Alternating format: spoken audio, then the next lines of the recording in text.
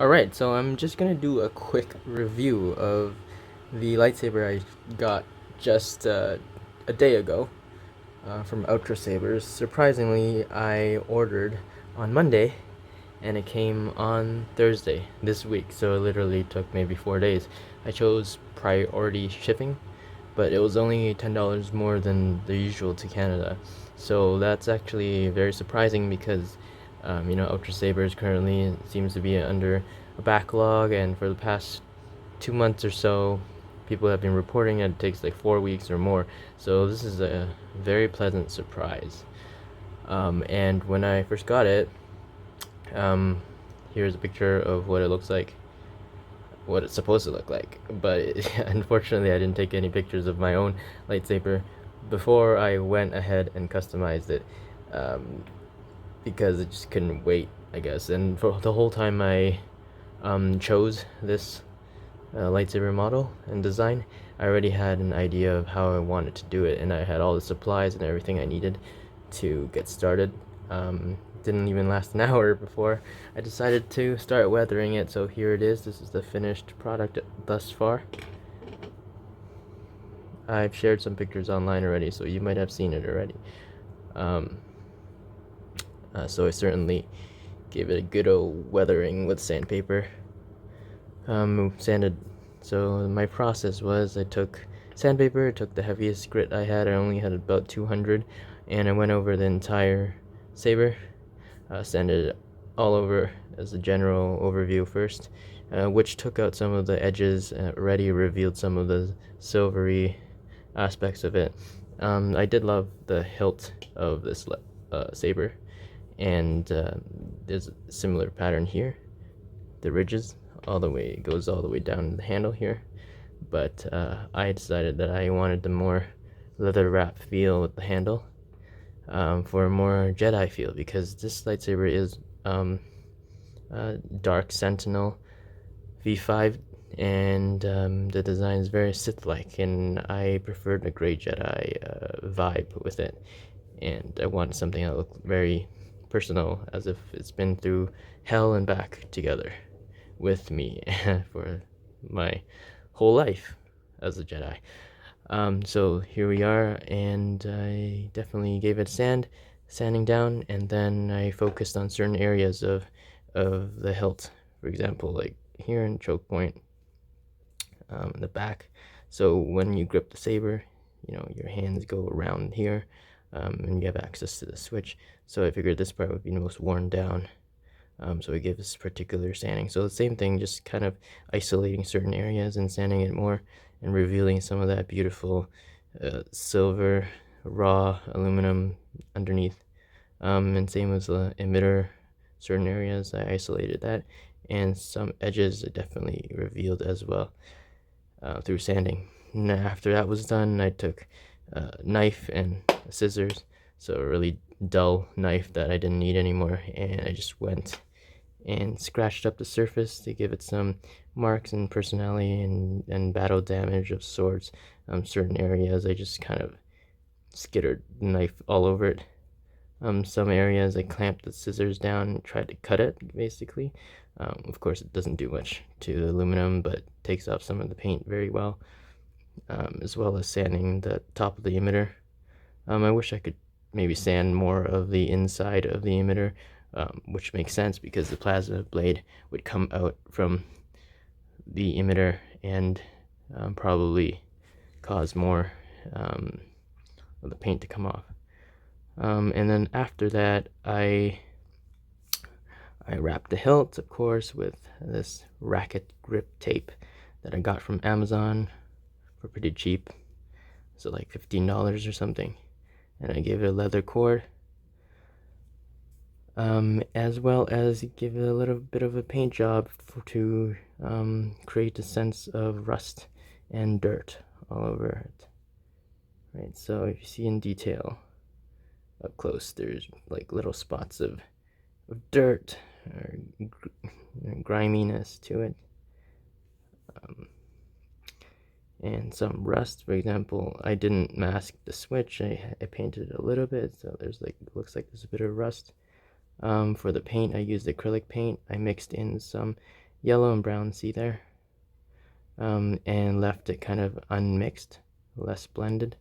Add a tiny bit of water so that it's enough to spread easily and wipe off easily after dabbing various areas of the saber. I wiped it off with paper towel so that it's not too obvious and subtle, and it's well spread out. And after that was done, I gave it a varnish with a matte finish, and just to seal off some of the paint. And yeah, so that's sort of the overview. Definitely sanded down the emitter a little bit, the emitter windows a little bit. So yeah, this was my first saber, and very, very happy with it. I know that Ultrasabers, people say that it has a bigger hilt, it's thicker, but that's certainly what I was going for, because it would be more visible on my belt, for example, for cosplay purposes, but also that I felt like I wanted something more hefty that feels more like a weapon. So this hilt is the Dark Sentinel V5, of course, and the more basic sabers in the Ultrasabers lines tends to be more reasonably sized, supposedly. So when I first received it, I definitely felt like it was perfectly comfortable and it's not too big. The choke points help as well. It's narrower here and it's easier to hold. So what would happen is it would be like two-handed grip for this one particularly. And I do like the Sentinel better than, say, the Apprentice, because some Ultrasabers kind of look stocky and thick because it's shorter. But this Sentinel here is very well proportioned. It's very long, much longer, and because of Ultrasabers being a bit thick, this balances out very well and looks very good together. So when I picked up the Ultrasaber, I mean my lightsaber, for the first time, it actually felt very light. I was expecting it to be, since it's, you know, supposed to be thicker and bigger, like people often say, that it would be quite heavy, but not at all. It feels very light in hand, and I'll probably post some videos of just spinning and twirling it, and doing some of the tricks that I learned in my martial art years. But overall, it does feel very light, and with the blade especially. So right now, without the blade, like the center of balance, it would be a bit closer down to the middle, so it would be around about here, and it twirls around that axis point. But with the blade, it's actually a very perfect balance right up at where I would have my my first hand, and the bottom would be, of course, my second hand, holding down the pommel, or at the bottom of at the base of the hilt there, in a two-handed grip. But the balance was right about here where my first hand would be, and the balance with the blade is just beautiful, and it spins so well. It feels so light in hand with the blade. The blade feels weightless. The balance is perfect.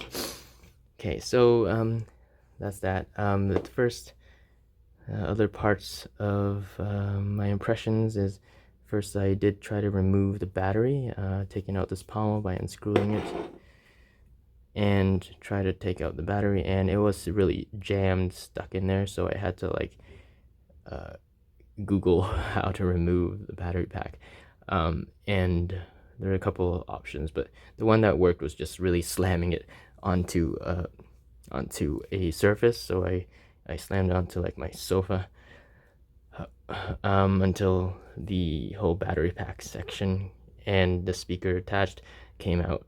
But certainly it did take some work, and I was afraid that it was stuck in there for good, but it wasn't, so that's great. The other thing is the color of the blade. So I will show you what it looks like with the blade attached.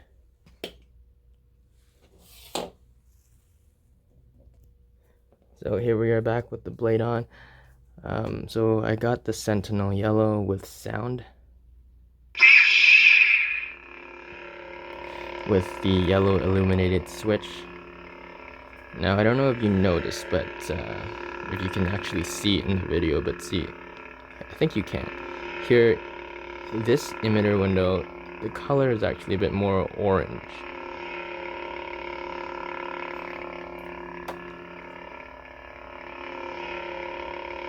And that is, I think, the appropriate color, Sentinel yellow. With the blade plug, you'll be able to see it more clearly, but the color is kind of off balanced. The LEDs may be positioned incorrectly, and just a slight little mishap there, but overall it's still fine in general. The blade does look a bit more orangey at times, but still yellow enough. Here it is in the dark.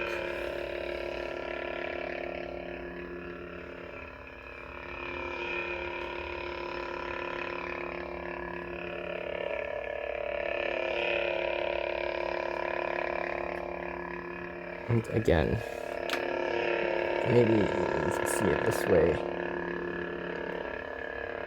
This is a bit more orangey than the other windows. And you'll see this when I show you the blade plug. In terms of the sound,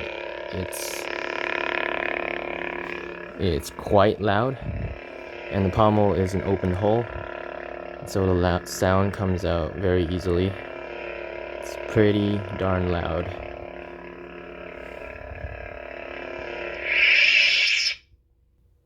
And with the sound, sometimes the sensor isn't as synchronized or as sensitive with each swing, so sometimes the sound does lag behind, but for the most part it's pretty good. It's on, and the flash, on the clash sound is great.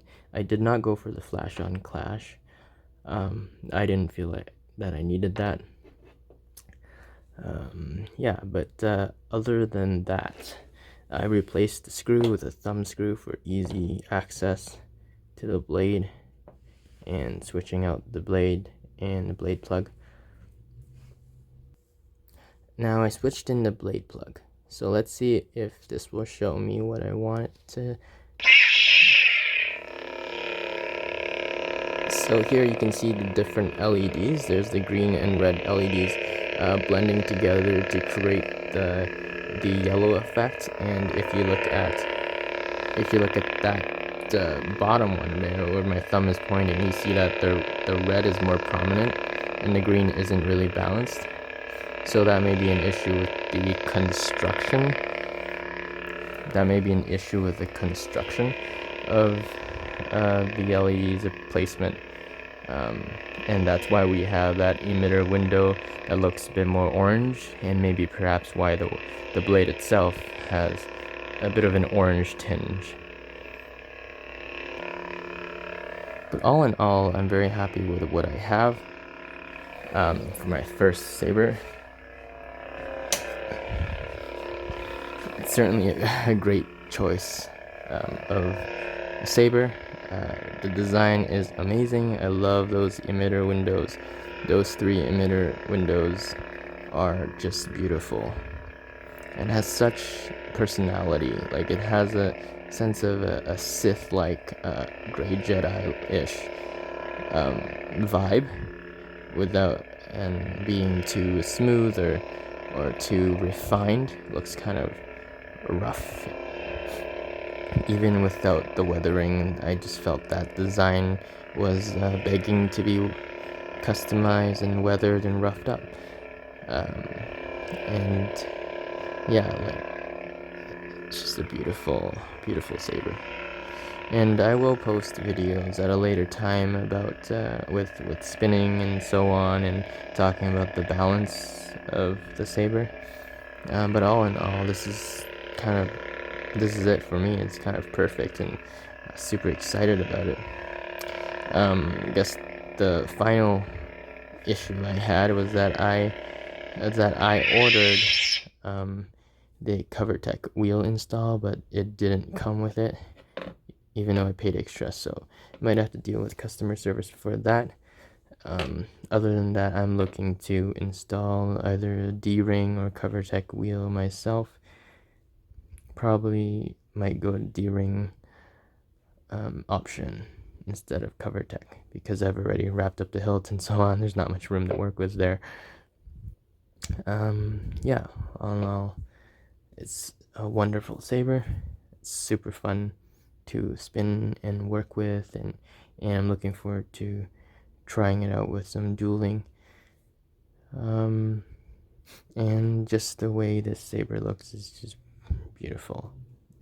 It's the thing for me. Certainly yellow blades are also my calling. I've always been into yellow blades, and I'm really glad that Ultrasabers has that option. Yellow for me symbolizes the Temple Guard, of course, the Jedi Sentinel, but also an aspect of the Grey Jedi, I feel, because the Sentinel were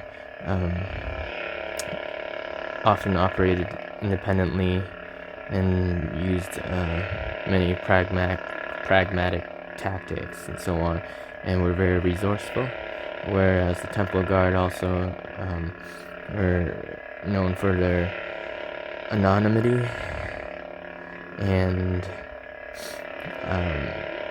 being emotionally detached and adhering to their duty and upholding justice.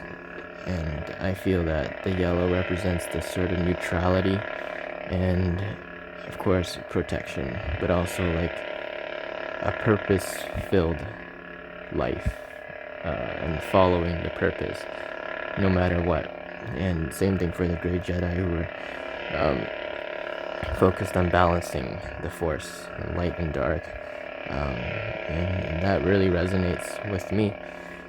And that the Force is more than just the light and dark, and that there needs to be a balance. And just like the LEDs, to create the yellow, we have green and red, Jedi color, and a Sith color, and creating a balance in the Force.